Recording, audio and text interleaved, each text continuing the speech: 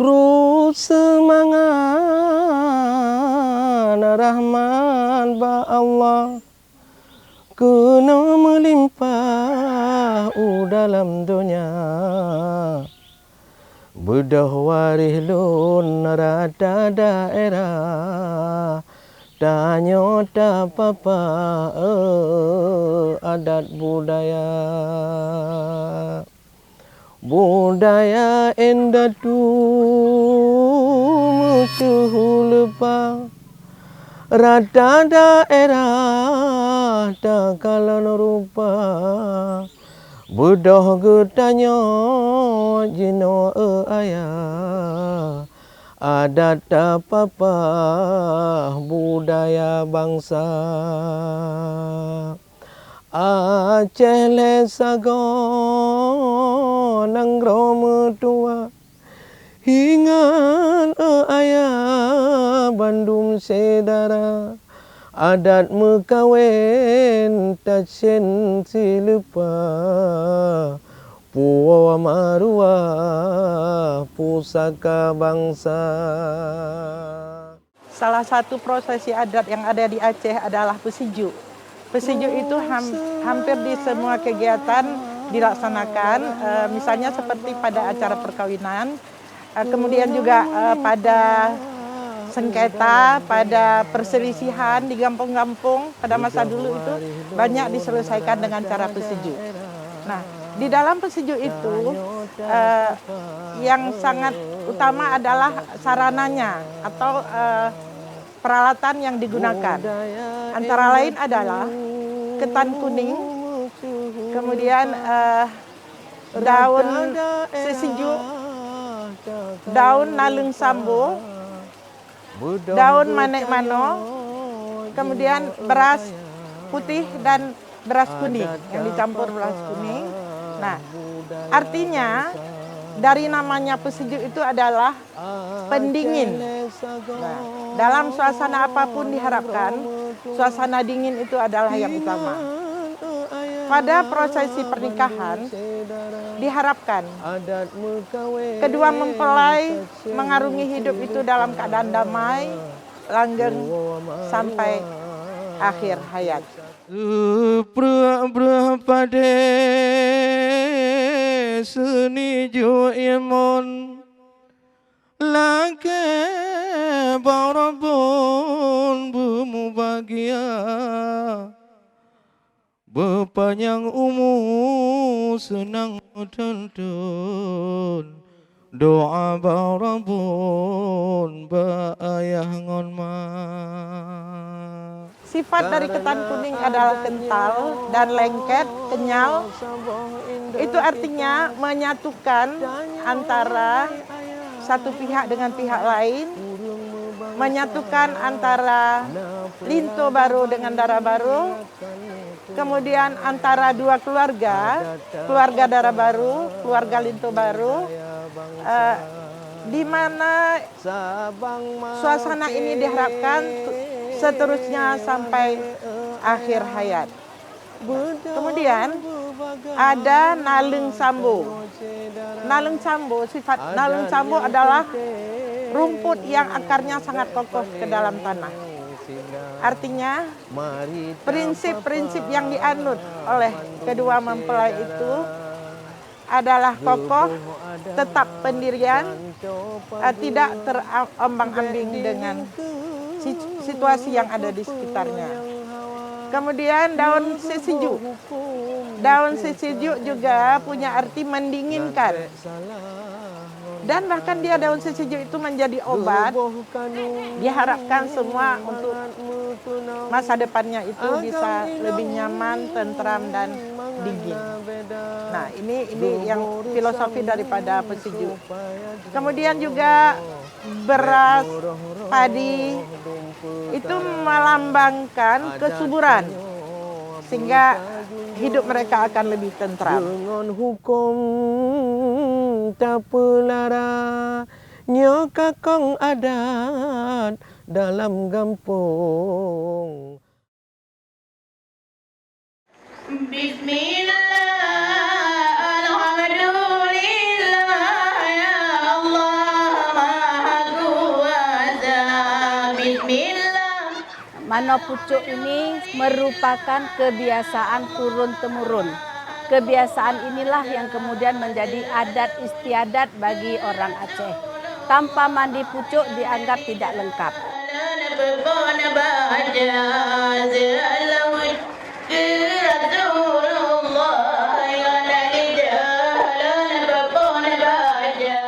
Banyak persiapan yang dilakukan. Ada yang namanya pucuk dari daun-daun kelapa. Ada bunga yang kuntumnya ditaruhkan dalam air. Ada juga 7 mundam. Mundam itu tempat mandi khusus untuk pengantin yang dimandikan oleh keluarga-keluarga. Biasanya pemberian air mandi ini juga dibawakan oleh kaum kerabat atau warih. Nah, jadi beliau-beliau ini, kaum kerabat inilah yang membawa air yang dimandikan nantinya kepada pengantin. Wahai oh ayah bapa Irwandi, Gusti buki badara baro,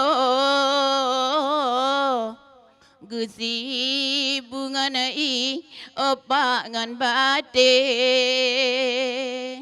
gepu hati dara baroma. Orang tua menyerahkan anak gadisnya kepada calon suaminya dalam keadaan bersih lahir dan batin, dalam keadaan yang suci. Itulah makna dari mando pucuk. Mungkin di daerah lain juga ada mandi pengantin disebut dengan siraman. Tetapi khusus untuk Aceh disiram ia, memakai bunga-bunga pucuk ia, kemudian dinyanyikan dan ditarikan. Dinyanyikan ini untuk merupakan flashback kepada si calon dara baru, calon pengantin. Di sana dijelaskan, kamu kecil seperti ini dilahirkan, seperti ini didendangkan, seperti ini orang tua menjaga. Seperti ini kami memberi pendidikan. Pendidikan lahir, batin, pendidikan dunia dan akhirat. Waktu diberikan pendidikan inilah tertanam kepada si dara baru ini atau si pengantin bagaimana jerih payahnya orang tua, bagaimana payahnya keluarga mendidik sampai dia menjadi seorang sarjana. Menjadi seorang sarjana bagi seorang ibu, bagi seorang ayah, bagi keluarga adalah perjuangan, adalah keberhasilan, adalah juga kebanggaan. Oleh karena itu pada waktu dia menjadi pengantin, disitulah diulang kembali bagaimana pengharapan orang tua, bagaimana jerih payah orang tua, supaya nanti dia pandai menjaga rumah tangganya, pandai menjaga anak-anaknya, menjadi keluarga yang mawaddah, sakinah, dan warahmah. Nah, jadi yang memandikan itu adalah pertama, kedua ibu bapanya. Kemudian keluarga terdekat, nenek, kemudian adik orang tuanya, kakak orang tuanya, dan kaum kerabat yang paling dekat. Mereka lah yang memandikan sambil membacakan doa. Mandi yang pertama, siraman yang pertama, biasanya dilakukan oleh orang tua, baru kemudian ibundanya. Kenapa orang tua? Karena orang tua yang biasanya paling dekat dengan pengantin sambil mengajarkan cara-cara bersuci. Jadi di sanalah dibisikkan, diajarkan tata cara orang menjadi seorang istri yang lebih baik. Nah, jadi karena itulah pada waktu menjadi pengantin, jadi dara baru, semua yang dilakukan itu mengandung unsur pelajaran, mengandung unsur pendidikan. Yang barangkali sebelum dia menjadi pengantin, menjadi seorang ibu, hal-hal demikian tidak lengkap diterima. Jadi kesempatan sekaranglah diajarkan kepada anaknya, kepada keturunannya, kepada kaum kerabat lainnya, bagaimana tata cara, tata krama dalam kehidupan. Yang tidak boleh terlepas dengan syariat-syariat yang harus kita patuhi sebagai orang Islam.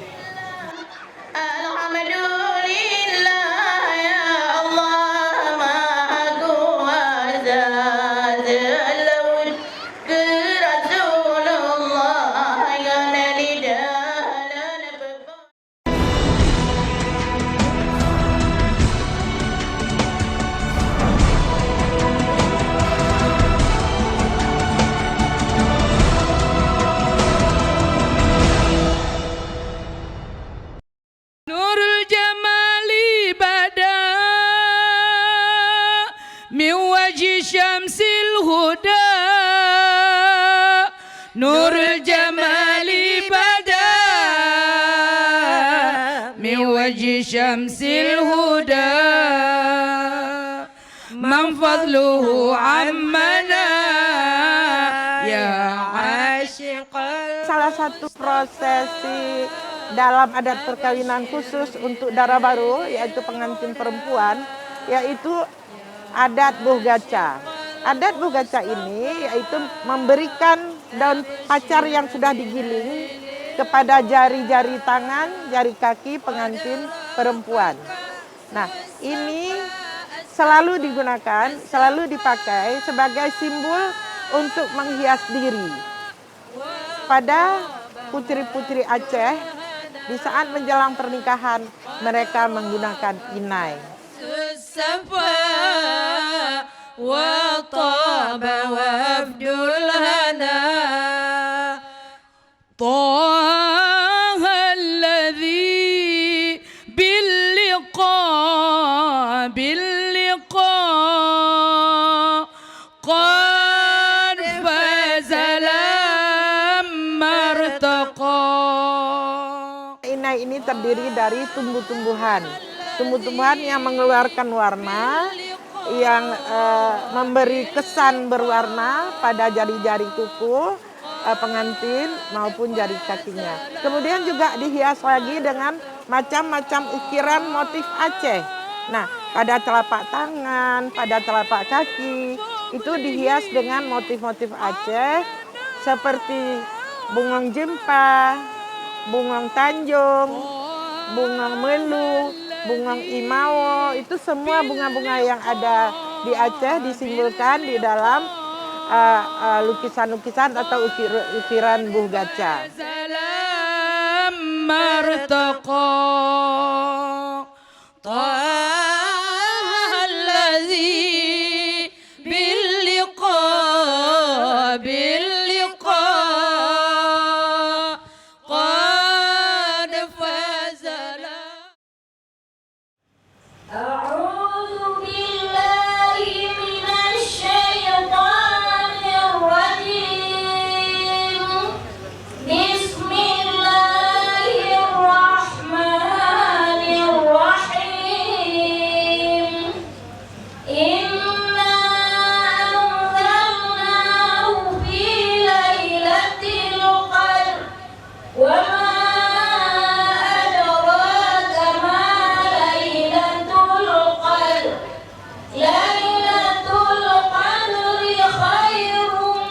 Dalam budaya Aceh, mengajarkan anak-anak untuk membaca Quran itu sudah menjadi budaya secara keseluruhan, kebiasaan, terutama sehabis salat maghrib. Maka ada program beberapa tahun yang lalu itu mengaji ba'da maghrib. Orang Aceh semua paling kurang 1 kali seumur hidup dia wajib menamatkan Al-Quran. Maka kebiasaan membaca Al-Quran yang sudah dididik lama oleh orang tua masing-masing dalam kehidupan masyarakat Aceh dibuktikan ketika dia mau menikah. Nah, makanya ada acara sebelum menikah, ada acara namanya khatam Quran, menamatkan Al-Quran. Menandakan bahwa dia dalam rentang usia sejak kecil sampai usia menikah, itu dia sudah pernah khatam Al-Quran 1 kali. Tidak ada orang Aceh yang tidak pernah menamatkan Al-Quran. Jadi begitu dekat Al-Quran dengan budaya Aceh. Bismillahirrahmanirrahim. Wadduha wal-laili idza saja. Paling kurang isi Al-Quran itu ada 3. Masalah akidah, ibadah, akhlak. Nah, keseluruhan isi Al-Quran itu diharapkan si mempelai wanita ini bisa mengimplementasikan dalam kehidupan sehari-hari untuk dia kuat akidahnya, bagus ibadahnya, bagus akhlaknya. Itulah nanti yang mengantarkan dia kepada kehidupan mawaddah warahmah. Rahman ya Rahman.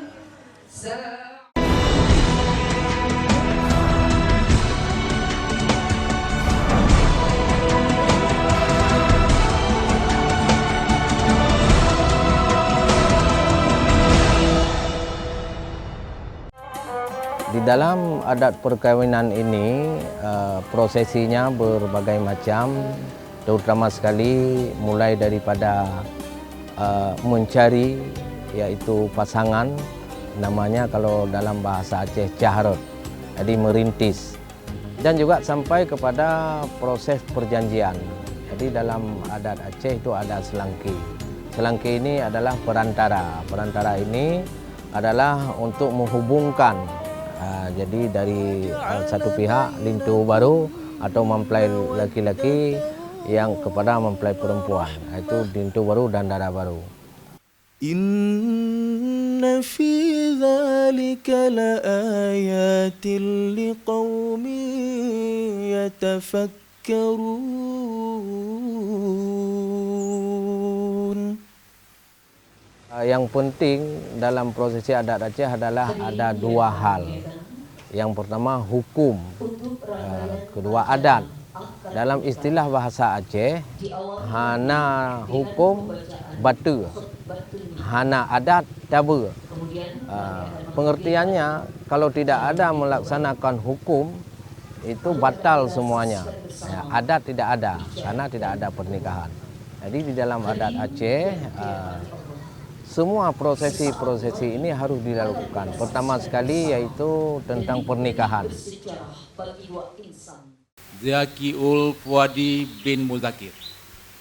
Saya nikahkan Latifah Dara Mutuah anak kandung saya kepada dirimu dengan mahar 20 mayam emas tunai. Saya terima nikah Latifah Dara Mutuah anak kandung Bapak Irwandi Yusuf untuk saya dengan mahar 20 mayam emas tunai. Alhamdulillahirabbil alamin. Pernikahan ini adalah ini yang penting, seperti tadi hukum. Hukum bagaimana sahnya seorang suami istri adalah ada macam-macam perjalanan. Yang pertama sekali setelah prosesi meminang, sudah sepakat kedua pihak baru melaksanakan. Dalam akad nikah inilah yang perlu bagi orang muslim semuanya, itu yang pertama sekali ada saksi, kemudian wali nikah atau dinikahkan sendiri oleh ayahnya, dan juga kedua pihak ini sudah sama-sama setuju, baik yang lintu atau dara baru atau ahli pemilih dan ayahnya. Setelah itu baru selesai hukum nikah, hukum Allah Subhanahu wa taala sebagai sunnah, baru melaksanakan dengan prosesi adat. Allahu Akbar. Subhanallah.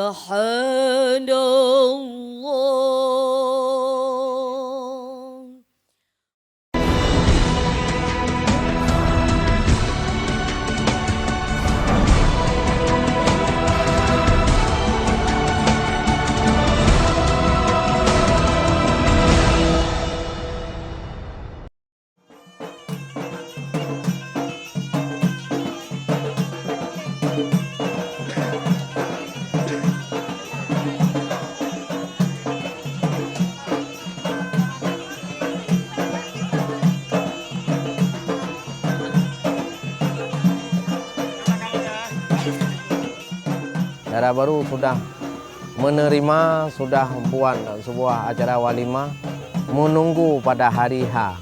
Rombongan lintu baru dari kampung jauh, dari mana saja, mengantar mempelai laki-laki kepada perempuan. Itulah Raja Siuro dalam bahasa Aceh, Raja Sehari.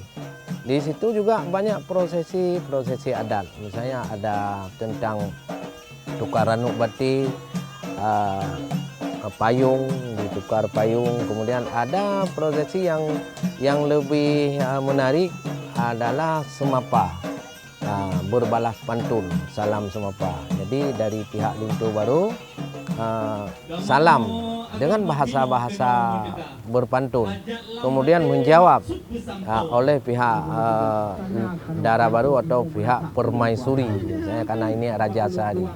Jadi dalam jawaban-jawaban itu juga tidak ada melenceng, itu semuanya berkisar tentang adat, tentang perjanjian. Waktu meminang ada perjanjian-perjanjian hubungan tadi selangki itu ditanya. Nanti kami buka pintu. Cuma menau berjuntuk hai tuan mitra. Hanali pertanyaan kamu saudara. Karena ada mutanya yang drono jak hana telat hai daka. Bisa-bisa teka di luar. Mik nyolun pulang Mbak MC dan yang berhati bekli mudawa. Lintu Baru, kemudian payung mohon berkenan. Setelah dari prosesi pihak adat semua Lintu selesai untuk dijawab, baru dipersilakan masuk. Itu juga ada proses. Setelah itu baru ada juga yang namanya tarian, pemulia jame, ranup lampuan, juga diterima dengan begitu keakraban dalam sebuah tari. Kemudian ada lagi nanti setelah proses semuanya salam, langsung Lintu Dara Baru dibawa ke tempat makan. Di situ juga dengan adat istiadat penerimaan tamu oleh tetua-tetua adat itu juga dengan ramah tamah penuh santun.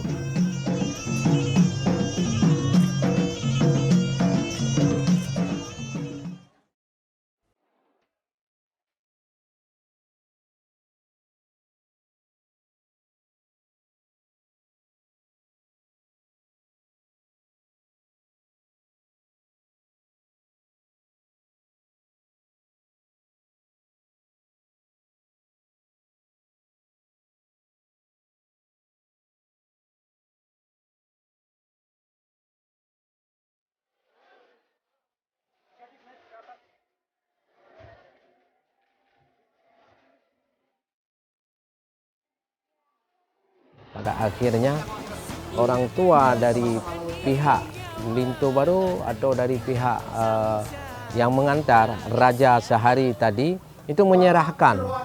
Itu acara puncak yang terakhir, menyerahkan. Pihak orang tua, kalau tadi anak ini lajang, ini mungkin sudah punya istri, disitulah banyak nasihat-nasihat yang diberikan kepada Lintu ataupun Dara Baru. Nah, jadi pada akhirnya penyerahan Lintu Baru ini semuanya dilaksanakan oleh orang tua kampung.